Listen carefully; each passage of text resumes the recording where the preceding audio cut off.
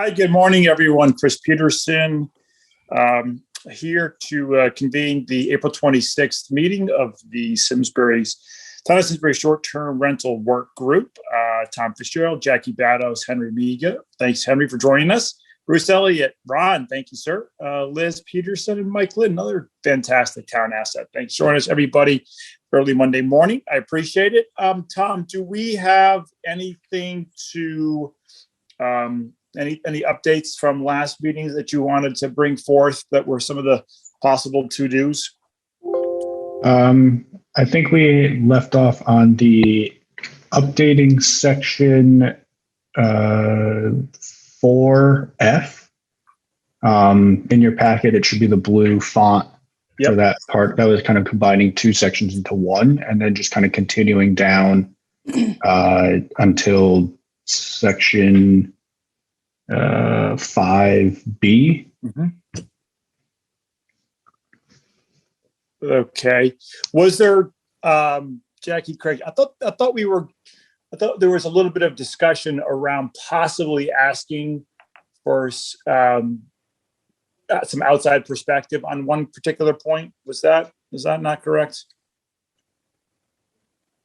No, nobody's with me on that one. Anybody else? No.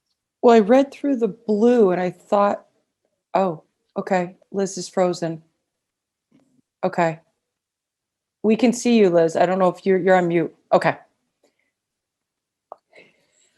Okay. I read through the blue and I thought that's what Tom, where we had agreed to with if the owner wasn't there. I don't think this is what you're talking about, Chris, though, because you're talking about. No, there was some particular. I thought there was some particular. Anybody else can help me? No, I thought there was some particular aspect that we might ask for some outside. Oh. Well. All right, just not forget it then. Don't worry about it. Yeah, I don't have that, but I just had that we were going to combine F and G. Yeah. Okay. So has anybody had,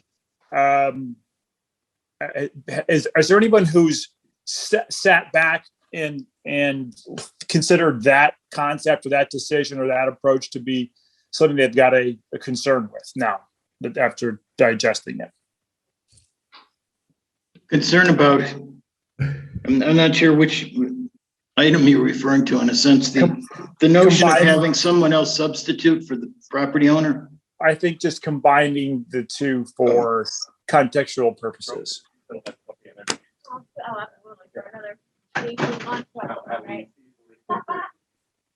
Uh-oh. You got any feedback? So that's what I meant, Bruce. Oh, okay. Actually, when I was looking at it, I thought that the accessory dwelling units section was a little more than we needed on that point, because so consolidating it, would be, something I wouldn't object to. But my concern is that, I understand that we're trying not to be creating something that deals with one specific issue or one specific complaint. But let me just mention this, that when the issues came up with 5 Gates Lane, and there were a lot of unhappy people there. And the place across the street was applying, they didn't have an Airbnb permit because we weren't offering those. But what was going on is that people who own that red barn, they were applying to the zoning commission for some sort of opportunity to be able to rent the balance of their house. That house already has an approved ADU in it. Okay. And they wanted to have the balance of the house approved as a rental unit. And in effect, they would move to whichever portion of the building was unrented. So they would move back and forth. What it brought up for me was the notion that I don't think it's in our best interest to let people have, in this case, a short-term rental unit and also an ADU in the same structure. I'm not sure if anybody else has really thought about that, but especially if we're allowing now that the owner doesn't even have to be there. Someone else who doesn't live there can be, or the owner could be somewhere else. And that's the language that we're, proposing here, in a sense that, it's a format that allows no owner representation on the property. Right. And if they had a short-term rental unit and also an ADU, you got two tenants from who knows where. And that's exactly the kind of thing that I think we're going to get some pushback if this stays the way it is when we do a public hearing. That's not going to be well received, I don't think. No, I agree. Two rental units in a house in a neighborhood that's not, intended to be in some, at least in some cases, a multifamily housing, area. Ron, So, why don't you go? I think we talked at the same time. Yeah, I was just coming to the realization of what Bruce was saying, is your concern is it would become a multi-family dwelling. Oh, yeah. Right. And this is a good. Yeah, unintended consequence. Right. So I think, and I understand from Mike's comments last time that the state isn't probably going forward with that thing they drafted, but that drafted document didn't really, distinguish between short-term rental and some other type of rental arrangement. But it did provide that bed and breakfasts were not covered by that regulation that they were creating. Now, I'm not sure why they did that, but, I guess my thought would be the easy way to do this is to not distinguish between any of them. Just say everything that's short-term rental, whether you call it a B&B or an Airbnb or VRBO or none of those. If they're renting for under 29 days, it's one permit and one set of regulations. It just seems to me that would be easier. And, but I don't want to hold things up here. So Tom or Mike, do we add something that says only one short-term permit per property, per location? Yeah, I think something either in up in section 4, the application process, or even in like the limit to the amount of rentals area, somewhere in that beginning of the document, we can add something that you can only rent either like one area of your property to one group family unit at a time. Anybody else? Is that acceptable? Good idea. I do have a question with regards to how would this affect multifamily houses that are existing? This is something that would be totally separated. Now, if you had an existing 3-family, existing 2-family, and someone chose to do short-term rental in one or both or all 3 of those units, would this regulation apply to that, or would that would be exempt? And I saw to Henry's question, I thought we had a strike through of the multifamily in a lower section in our latest draft. Yeah. Okay. Yep, that strike through was in the original draft by me. Just kind of, I didn't know if we wanted to have different standards for single family zones versus multifamily zones. But our discussion last time turned around to, it was kind of just treating everything as the same. Can I just ask Bruce, bring me back to the remedial version of your issue, just for the public's purposes. So if I understand you correctly, you envision, while it be very minimal, but that's always what sort of creates problems. The ones you don't expect out there, because you think it's such a low probability, and you don't legislate for every possible contingency, is that you have an apartment, you have a home with an apartment attached to it, an accessory use dwelling that falls under the tradition that is considered in the traditional understanding of a rental, a full-time rental unit. You rent that out full-time and it's you own the main home. Okay, main part of the home is your residence, but you're not necessarily there. You're not required to be there by any any statutes that we currently have for any length of time in order for you to be able to rent your apartment full time. Then you designate some small portion or sub portion of your house for a short-term rental, which that falls under 30 days, so 29 days. Mm-hmm. And then because that has a ownership / residence / time on property test to it, then the two units become conflicting as far as their measurements of how they can be considered under residence purposes, whether it's your residence, whether your time on property or not. Is that correct? I think, yes. I think you just described it. Yeah. But then the whole scenario where you could have two, renters in there at the same time, one potentially in a larger space than the other, but two renters and no owner representative. Because long-term renting does not require that component to time on property. Correct. Residential time on property. Well, that's a fact, and I don't think we're not up to changing that. Yeah, I'm not saying it doesn't deserve consideration, but that's not our mission right now. Is Mike, it possible? Chris, I think Mike wanted to chime in. Sorry. No. Why don't we just limit it to one permit per property? For one type of use. So it's a single use property, essentially, at any one time. So you apply for the permit, you're renting the main house out or you're renting the accessory dwelling out, period. What about Henry's For point? short term. Well, that's another question. That's a different issue. The multifamily, let's give an example, like a 2 or 3 family house, there's several in Terrifield. If someone wants to rent all or majority of those units out, does the group have an issue with that? Provided, let's just say it's a 3 family and they want to use the second and third floors as rentals and they live on the first floor. Is that an issue?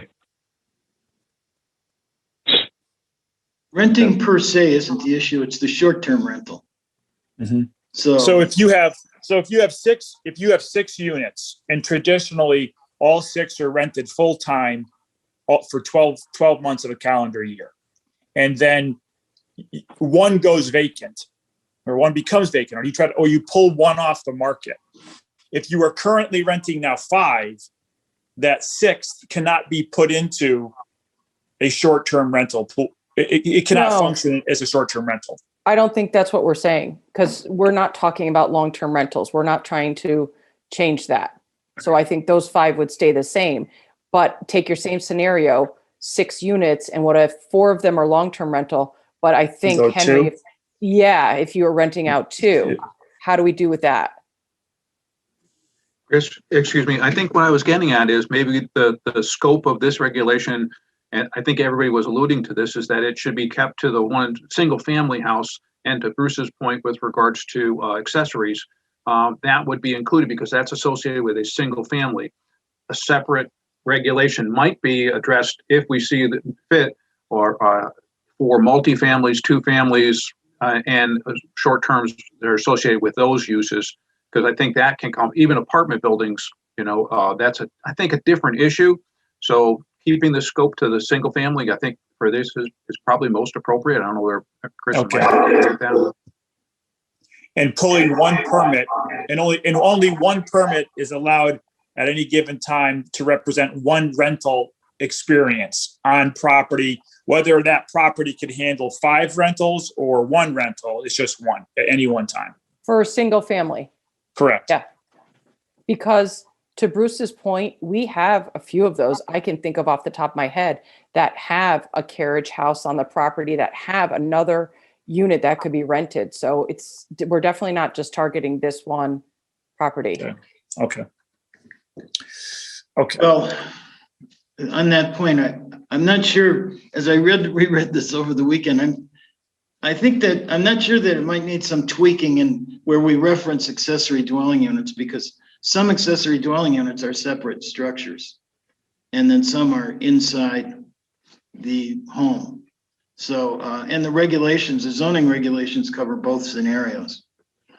And their size, the same size limits, if I remember right. And basic characteristics apply to both, whether they're attached or not attached. But the carriage house thing, Jackie, that might be, there could be issues with the size of it and the accessory dwelling unit process. But in any case, you're understanding the issue. And it's that fear that neighbors have that the more rental units, the more turnover. People are coming and going. They don't know who they are, and the owner's not required to be there. Right. And so the exposure to potential trouble is what it is.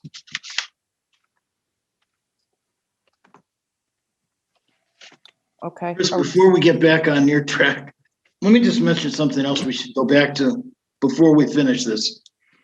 On the page before, there's in Roman numeral 4C, the reference to the number of days that you can rent one of these units per year.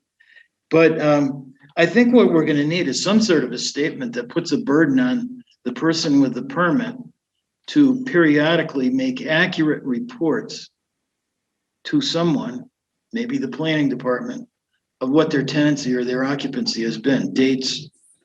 I'm not sure that we need the monetary stuff, but how will we ever know how often they rented the place unless we compel them to report it? If you jump ahead to the renewal process, the applicants have to bring forward a copy of sales tax receipts from the previous calendar year. So when they go to renew their permit, we'd be able to see how much they rented it.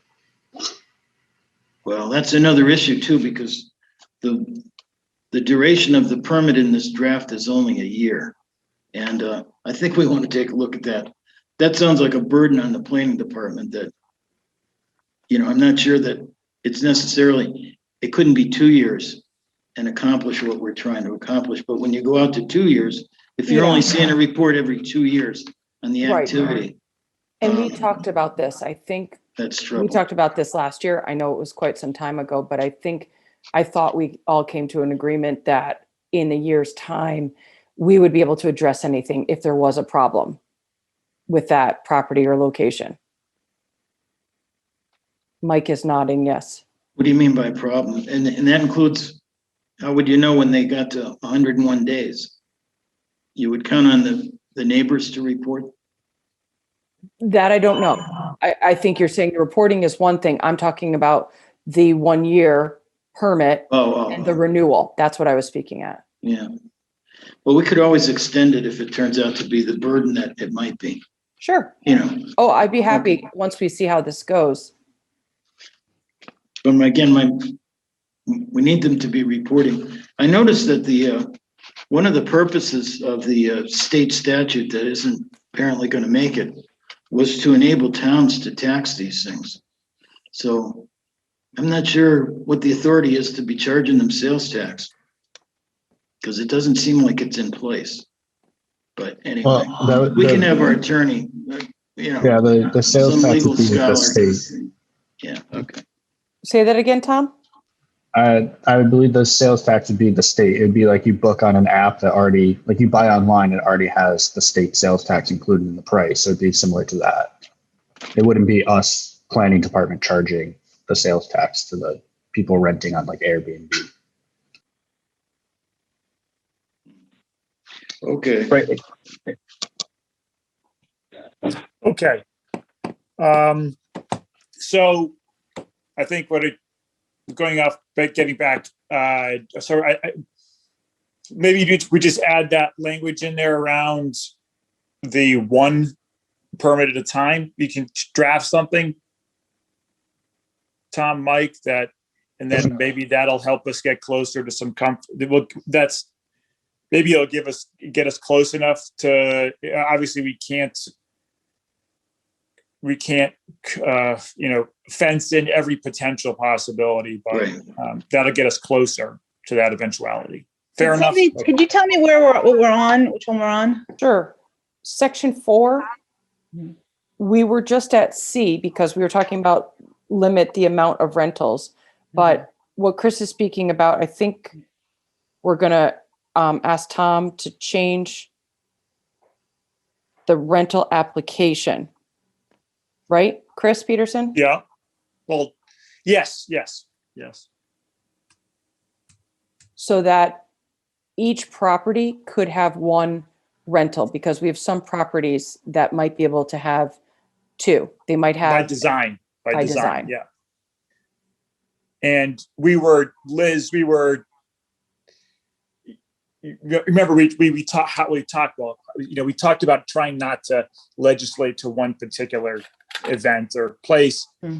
I think we approached this with the kind of the sort of the mindset that we were trying to contain or retain or hold the traditional sense of neighborhood with one home being rented out for short-term purposes. So I think we're still thinking that a short-term rental only really happens in a single family dwelling, possibly with an accessory use apartment.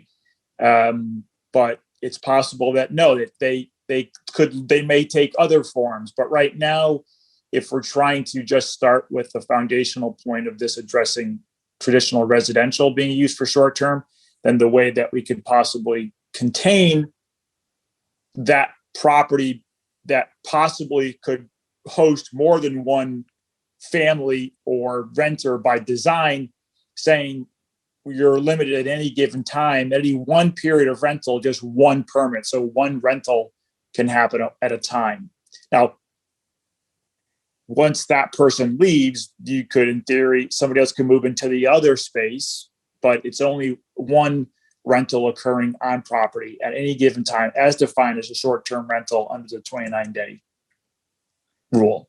Okay, so you're Or saying or properties, test. multiple units, however that unit might be, it might be a barn with a housing in it, and then a regular house. Yep. Only one unit can be rented at any time. Yes. Okay.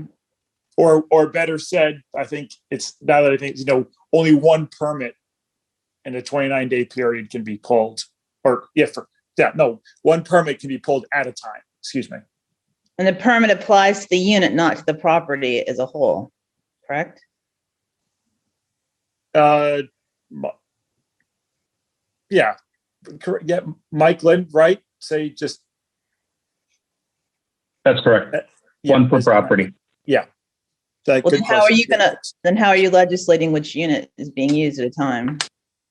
I think you designate when you apply for your as a short-term rent. I think we should put that on there. Is when you apply for a short-term rental or as a property that can host short-term rentals, I think you should designate what exactly, where the space is, which either by description or title or number or whatever it is. And yeah, Chris, we can, when creating like the permit form, we can put a box that says like check following items of like that you have in your property that you'd rent. So they could check like their house, they could check their accessory dwelling unit. And then in the actual ordinance, we can write in, you can only rent one like piece of your property at a time. So they'll get kind of both of what you and Liz are saying. One piece of, going back to Henry's, one rentable space of your property that meets the codes for for legal living or whatever it is at a time. So if an owner had an ADU that initially planned for short-term rental, but then they found or decided that they wanted to occupy the ADU while they rented out the main part of the house, they would have to reapply or get it. But they should make that switch, I imagine, somehow. That's what I'm saying. Maybe when a person goes in, they have to list their what aspects or what parts of their property could be considered, could qualify as short-term rentals. And do you have a property that has 3 definable short-term rental units on it, 2, 1, 5, whatever it is, and then when they pull the permit for that particular, they designate which of those is being used, so that only one. So to Liz That would that not get at Liz's concern? There's no reason why we can't require a drawing when they apply for the permit, and then it's irrefutable, which is which. Yeah. Well, I think, go ahead, Mike. To Bruce's point, I mean, I think right up when we handle the applications, we need to ask for drawings, pictures, et cetera, where there's a clear understanding of what's being approved for the use. And then if the ad goes up and they're using something else, well, their permit gets revoked. So Right. you cannot switch in that same permit year, is what you're saying. You can't switch from, well, now, right? Okay, I just want to answer what Ron was asking. Yep. If they want to switch, they got to come back and amend their permit. It would just be like going through the land use commissions. You're approved for one thing, you can't do another thing without a modification from whatever entity is providing the approval. I think that's fair if they come in to amend it. And that would get at, is that what, so if you go in and you have your home and you have an accessory use dwelling, both of those by Henry's definition would meet, and I apologize, Henry, would meet. Well, that's all right. If it's an occupiable space, it meets all the criteria. Occupiable space, excuse me, thank you. They would move it. And when the person comes in, they have a drawing and they show these could potentially be two spaces that I rent. I could rent either one of these as a short-term rental. And then the person comes in for a specific event and designates from April 26th to April 30th, I have somebody in this spot. And that only one permit is allowed to be pulled for that physical address in Simsbury, Connecticut for April 26th to the 30th. Now, then the 31st comes and they come in and they flip, they say they're in the accessory use dwelling, and then unit A, the primary residence, becomes what they're renting out. So I think that would get at what we're trying to do, right? Is in that scenario? If ahead of time, so maybe as we attack, now that I think this, maybe as we attack this, for people who want to be short-term renters, they almost have to, ahead of the first rental, they have to sort of make themselves known to town staff and sort of be pre-approved. So it meets that, so that it can satisfy and meet Henry's standards for occupiable living space. And then from that from that point forward, when the person comes in to pull the permit, there's a level of familiarity by town staff as, oh, which one are you renting today? Oh, I'm renting unit A, or I'm renting unit B, as it's designed, as it's captured in my file with town. Is that an idea? You don't want to have to do this each time they have a rental coming up. They'd be crazy, because that could happen 100 times a year. But you are pulling a permit every time, though. Every time you have a person, correct? I mean, is every time? No. Annual or multi-year. I would think you would say, if you're going to have a thing, here's the two places I could have, this one or that one, and I will only use one of them, and it doesn't matter which one they use. Okay.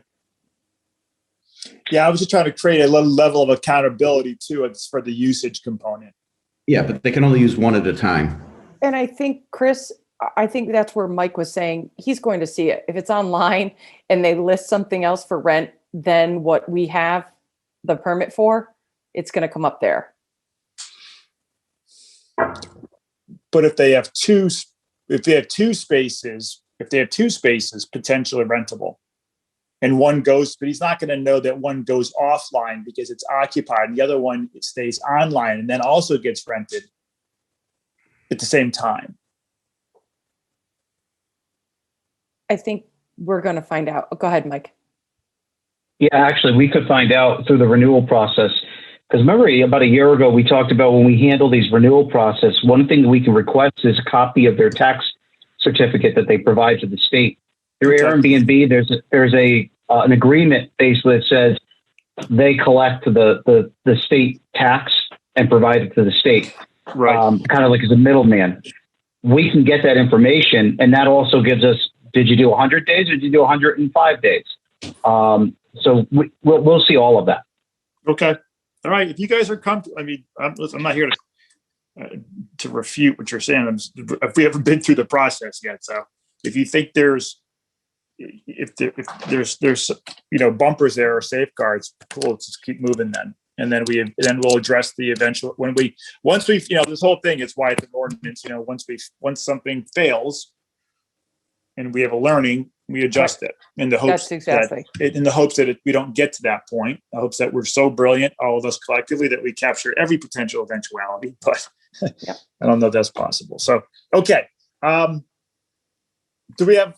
we pulled this thing too far out of bounds to give you, Tom and Mike, potentially what we started talking about 32 minutes ago? Nope. Okay. Mike and I have actually been emailing and kind of working on wording while we're doing this. All right. Chris, I think the issue that you started the meeting asking about, that issue might have been item E in 4, at the top of that page. It has to do with, I remember the discussion about what's this 100 feet? I think there was a consensus 100 feet probably wasn't the right number for the distance to the neighbors that need to be notified or considered and that sort of thing. Yep. And so I think there was a suggestion that somebody make an effort to find out, some other sort of benchmarks. Mhm. Because 100 feet just seems,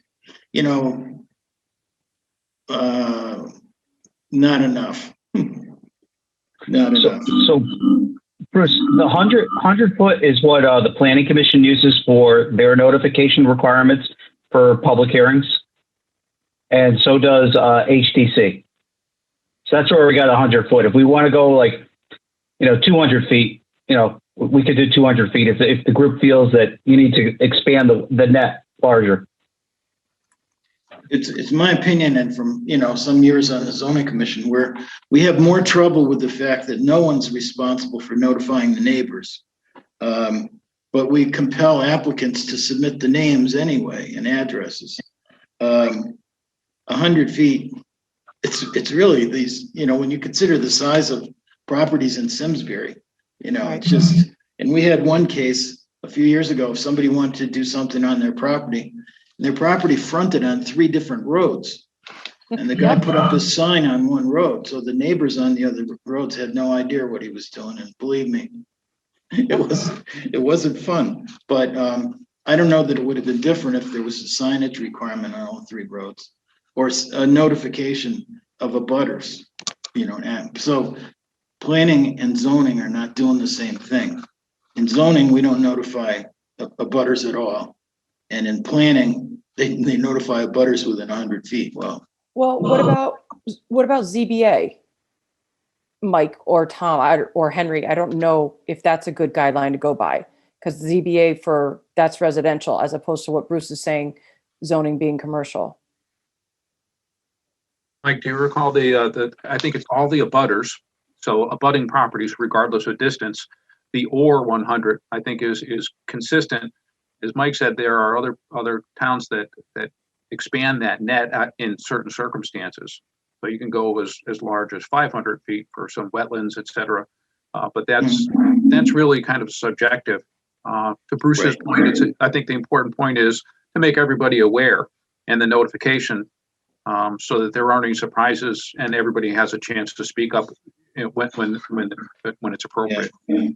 I like that. The all abutters and maybe the 100 feet. I think you have that abutters or 100 feet, but I think it's in there already. But certainly all abutters would be the primary. Yes, we do. Section 3. Yep.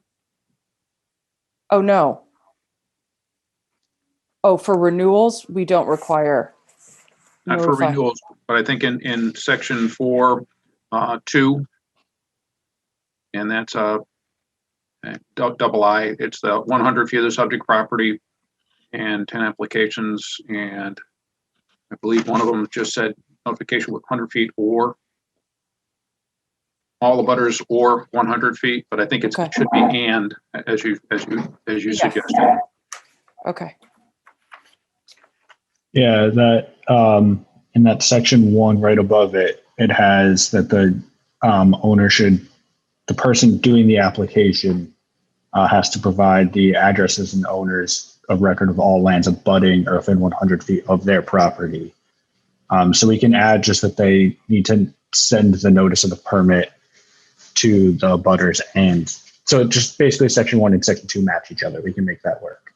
Perfect. Thank you.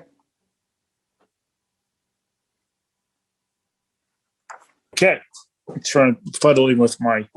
Hey, Tom, can you do me a favor? Can you actually send me the draft copy? I can't find it. So just send me the one that has nothing changed from before. I mean, we've only had one meeting, but just send me the one that's where we left off from last year, if you could. That has no changes to it. So I'm just trying to keep I'm trying to keep a paper file. Oh, okay. So the one from like last meeting, basically. Yeah, the one that we started the year off with, essentially. Even Okay, though you yeah. can see where the red line changes are, I'm just trying to.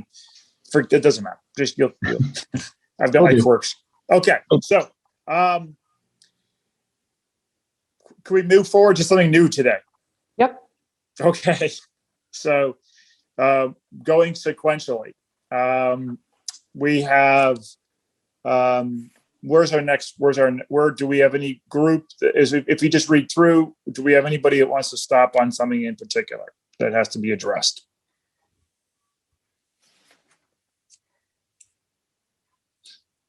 I have. Well, this isn't a huge one, but I mean, maybe I'm jumping ahead here some, but the at the bottom of, well, in section 7, under general standards, the first thing is maximum occupancy. And maximum occupancy introduces the word, a descriptor of unrelated persons. And it doesn't reference related persons. And I'm not sure what we're getting at here.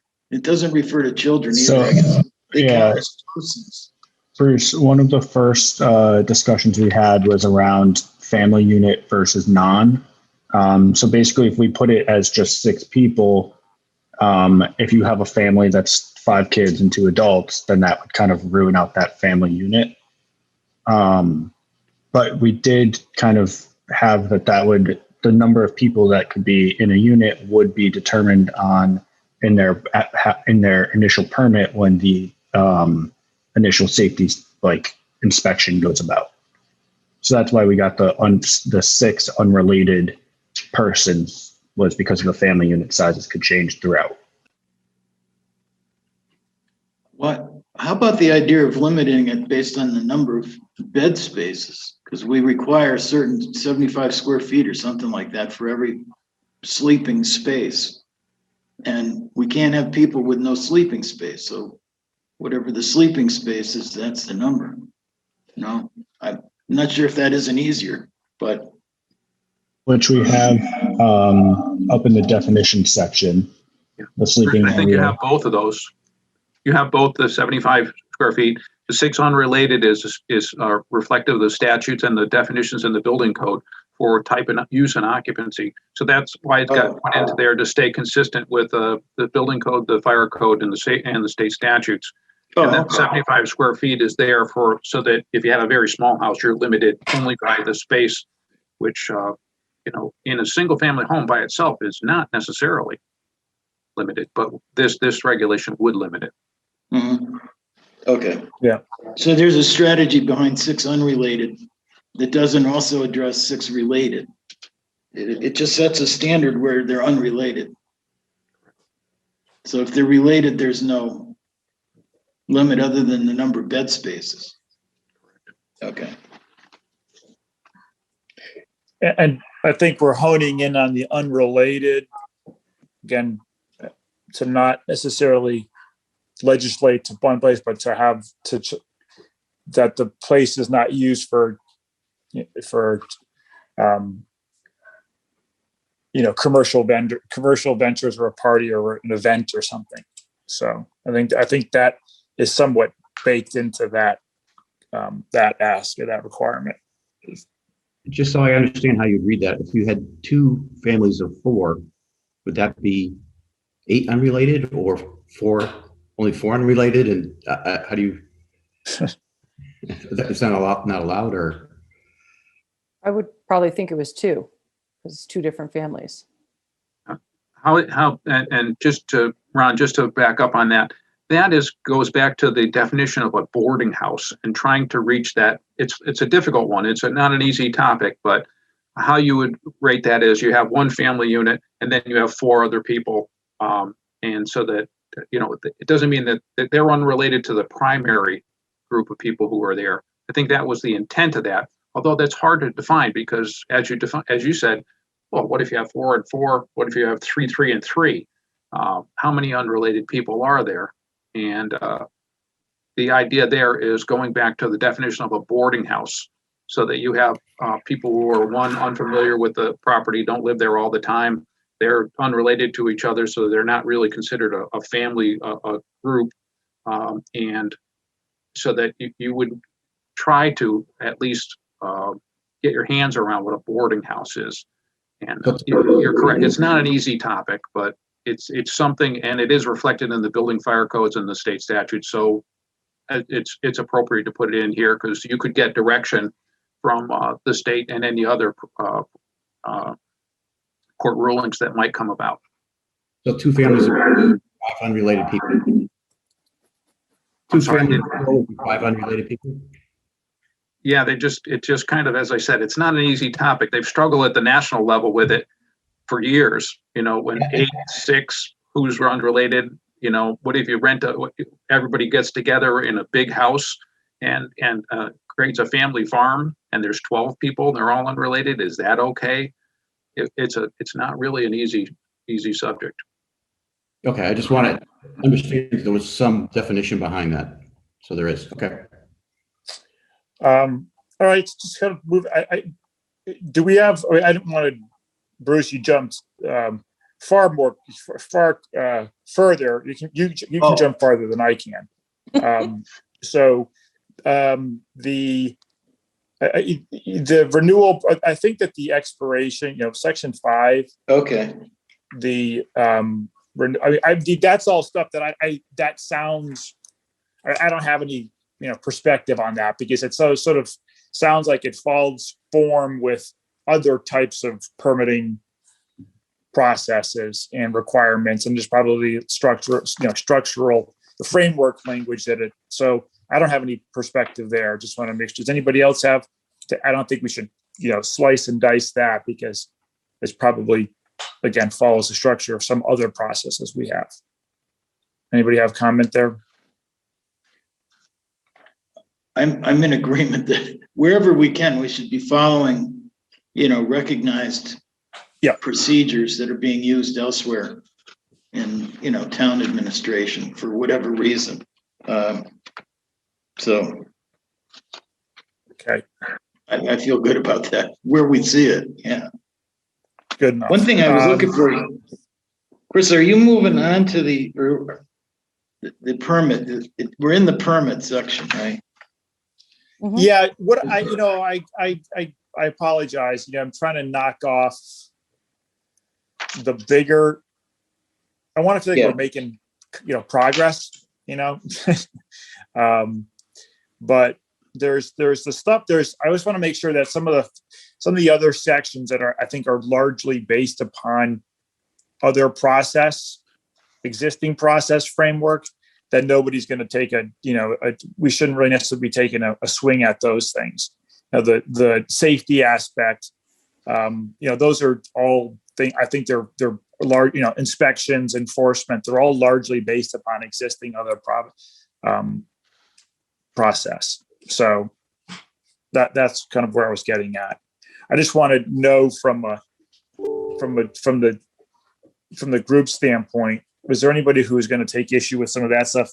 Not that it's a problem, but I'm just, I'm trying to get this thing wound down here and understand that stuff we don't really have a lot of latitude over until I think, until we get this into motion. I had one thought on, the enforcement section that we leave to the discretion, really, and the judgment of the planning director as to how serious a violation is. But by the same token, we give every violation a minimum of 30 days to correct. And I'm thinking that, and Henry could probably enlighten us a little bit, but I don't know if the fire marshal or other people have categories. It seems to me, I'm thinking that we should have at least two categories, where one is a serious violation that's life-threatening. Now, I don't know what that could be, but it might be related to electrical or fire or something where it's deemed to be life-threatening. And for life-threatening, the action by the planning director should include the authority to suspend immediately the permit and clear the house or clear the rental unit, and then all others, so it's really, it doesn't need a lot of detail, but two categories, this notion of life safety by some definition, where life is endangered and you need immediate action. And the immediate action maybe the only thing you can do is get everybody out of there and suspend the permit. And, the other things, I think I'm fine with the idea of let the planning director make some determination or in conjunction with our building officials. But again, I'm raising the issue of trying to enable some more immediate and dramatic action if there is substantial failure on the part of the operator to continually monitor and meet the requirements, that are set out when they got their permit, to the point where they're jeopardizing, the lives of the people that are there and the immediate neighbors, other people in the house, that sort of thing. So maybe I'm a little over the top on this. I don't know. Does that fall under just general occupancy of a house? If a dwelling becomes untenable, then you can't live in it, whether it's a rental unit or not. Well, that's true, but how much authority does the planning director have in somebody in a private home where there's no permit? Bruce, I think if I'm getting your gist correctly, under the enforcement right now, it just says planning director has the ability to do that. There's an appeals process, there's a citation process, et cetera. But to your point is, if there's something that is a life safety issue, that would not mean that we would condemn the house, because certainly we can do that at any time. There's a significant problem. What you're talking about is potentially non-working smoke detectors. They haven't expired, or no fire extinguisher. The two things for life safety that are minimally required. Mm-hmm. Their means of egress is blocked. The door is locked. They can't get out of it. Those types of things. Those are immediate. The fire marshal does not have jurisdiction over single-family houses, and this would fall under single-family. But certainly, the planning director could use any reference to anybody of any of the enforcement agency, either myself or fire marshal, as a reference to say, hey, listen, can you come in and help me out on this? Write a report, immediately revoke the permit. They have an appeals process. And I think your question, if I'm not mistaken, is should we include that into the regulations, that life safety issues would be immediate revocation, and anything else after that for noise and might be something that the 30-day period. Is that what you're getting at? Yeah, you got the gist of it. What I was thinking is that somebody who signs the application for the permit agrees to the rules. And one of the rules would be that the planning director has authority to suspend immediately the permit if life safety, or by some other term. I just picked that out of sort of, because I thought it had, some recognition, but I'm not wedded to the term. But if there's a serious violation, the permit could be suspended immediately under some circumstances. And they agree to it when they sign the application. Now, I don't know if the town attorney would say that that's, we really are on safe ground legally if we go ahead and, even, and And does the applicant get to say later, oh, I didn't understand what you meant, I got to have my renters back or something. I don't know, but if it's not in there and obvious, and, again, my underlying issue is there's no distinguishing here really between the dramatic safety issues and other things that might come up, like, the 75 decibel things, they might, be making too much noise. And so, they're going to say, no, they weren't or whatever. And, there are just some things that lend themselves to an extended review process, and they're not life and death, but I think it's a topic that we might want to include here. That's all. Just wondering if we can't tie it into the life safety requirements of a regular dwelling instead of rewriting it. I know what you're trying to do. So I know that's kind of what Henry was describing. We're trying to give and recognize the authority of the planning director to immediately suspend the permit. Is there a way to say that, Henry? If there's a life safety issue, it's already defined? I think we can work with that, and we can reflect on the fire marshal. When they do citations, they have a 3-level of seriousness, and one is immediate action, one they give to people, and then the other one is just it's a citation and it sits out there. It's done at an immediate level. So there are ways to do that. I think for this simplicity purposes, to Bruce's point, it might be a good idea to include things like the life safety, just in general, and the planning directors for immediate revocation, because that has to do with someone who's unfamiliar with their facility, and they just need to have working smoke detectors and a clear path out. Everybody is pretty much, but if you don't have that, that's grounds for immediate. You got to go pay for their hotel room someplace. I think that's appropriate and easy to include in there. I don't know if we need to go further past that. You've already got heating, cooling facilities, occupiable space. It's already in there, and that might be something. Something that's already there. Yeah. So is that okay for Tom or Mike to make that? Okay, thanks. Okay. So in the interest of time, I'm hoping we feel like we accomplished something today. But we have just one other Chris, point. Yep. Just to add to enforcement, the very last item, insert Connecticut general statute about fines. If we're all okay with that, can we say yes, or to give that feedback to Mike and Tom? I don't have any perspective, either way in this. Yeah. So if you want, I can give you a quick, just kind of reasoning for that being there is, it goes to that tie into that letter above D, for violations leading to a daily fine of up to, and then highlighted number.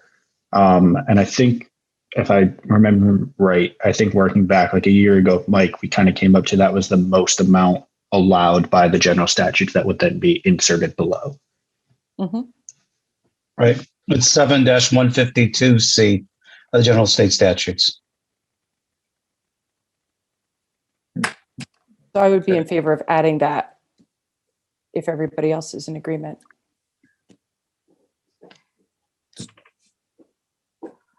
Sounds good to me. If it adds structure, fine. Okay, go ahead, Chris. I think you were wrapping up. What do we have? What are the big items here we've still got to knock out in everybody's mind? Who is not clear, or who has great question around one particular or two particular items left? It's not. I'm just trying to get some structure around the flow of the remaining meetings. Yeah, I think we need to touch quickly about the renewal process, and then the conduct section, 7C. Renewal and conduct. Conduct might be one that takes a good discussion just to kind of see what we allow at the actual properties being rented. Or it might not be quick. It might be or it might be quick of just saying kind of limited to. I said though that could spin up. You're right. Yeah. Okay. But that's about it, I think. Anyone have Thanks, Tom. on the committee outside of town staff that has any comments around anything in particular that they're going to see, they feel we need to noodle on a little more in depth? I'd just point out the, at the end, the last section is called appeals. This is more of a technical thing, but the first section on permit appeals, I wanted to offer some thoughts on the timing, because the measuring points of 3 days for this and 10 days for that, they're not off the same date. So I think there's good reason to have those trigger points be from the same point, which would be when the decision is made on the appeal. But we could take that up at the next meeting. It won't take a lot of time, but. And Bruce, that wording's actually pulled from other ordinances that we have. So like the water shortage ordinance, I think that's pulled straight from that one. Yeah, that's good to know. I think we can do better here though. And I think, it's great to be aware of the benchmarks and You said what, probably a total of 4 meetings we felt. So I guess we're sort of on forecast if we have 2. I'm sensing maybe people feel it's possible that 2 meetings from now we might have something. I think if so. not one. I think we have good framework. Yeah, I think it just depends on how quickly we can go next meeting. But yes, hopefully no later than that. Which is scheduled for May 10th. 10th. So another BOS day. Right. 8 a.m. Yep. Anybody right now have a concern with the 10th? No. We have Bruce in Boulder, Colorado, and Ron in Florida. So that's pretty great. I'll be back in Simsbury. Ron seems to be able to find time. I'm sure he'll be able to find time. Okay. So thank you, folks. guys. Chris, Thank you, guys. Chris, wait a second. Have you had any conversation about when this document, still technically probably a draft, is handed off to the Board of Selectmen? What are they going to do? Does it then fall into some standard process? What? Oh. Yeah. So functionally, I mean, it's like the literal physical thing that happens is that, so we'll finish this. We'll come to a conclusion, right, with what we feel is a workable framework document.